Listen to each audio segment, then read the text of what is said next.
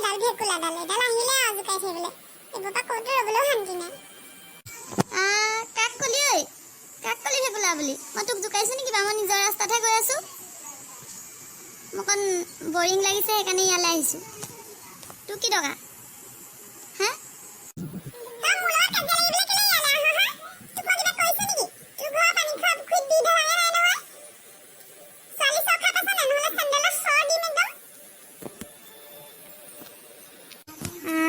এজনী মুখখন ইমান চোকা এজনীও তোকনো কোনে আনিবলৈ আহিব এজনীৰ লগত লাগিবলৈহে আহিছো যেনিবা মই যাওঁ